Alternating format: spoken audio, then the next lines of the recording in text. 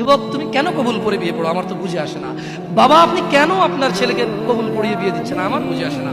ভাই আপনি কেন আপনার মেয়েকে কবুল পড়িয়ে বিয়ে দিচ্ছেন, আমার বুঝে আসে না।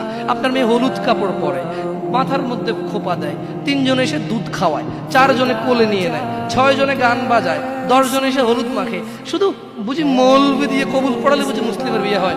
শুনুন, আপনার নবী মুহাম্মদুর রাসূলুল্লাহ সাল্লাল্লাহু আলাইহি ওয়াসাল্লাম কবুলের পদ্ধতি দিয়ে গেছেন, তাই কবুল পড়ায় মুসলমানের বিয়ে মনে করেন না।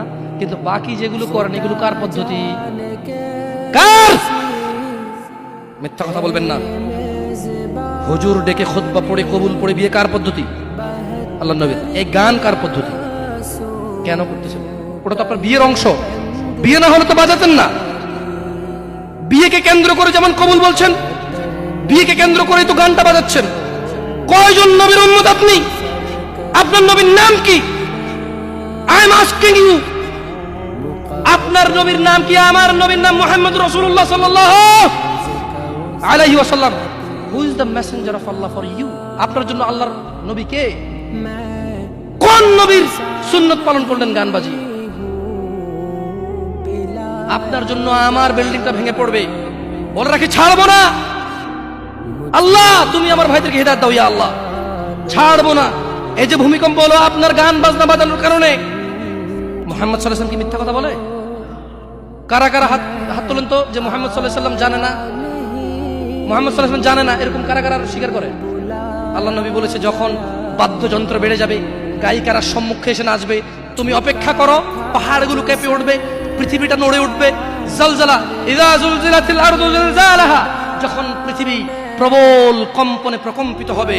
ওয়া খরাজাতিল আরদু আসকালাহা, যখন এই মাটি তার ভিতরে যা আছে একদম লাথি মেরে বের করে দেবে, লাশ হোক আর যাই হোক, মাটি বলবে যে বের হও, বের হও আমার থেকে, বের হও, আমি তোর কাউকে রাখবো না।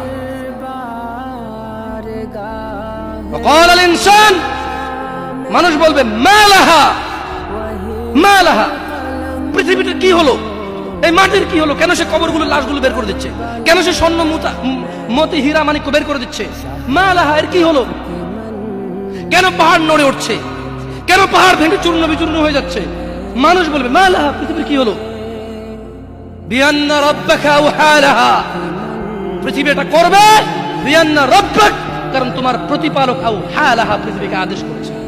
আপনি গান শোনেন, আমি শুনি না। আপনি গান বাজান, আমি বাজাই না। যখন চিটাগং নড়ে উঠলো ভূমিকম্পে, আপনার বাড়ির সাথে আমার বাড়িটা উঠছে।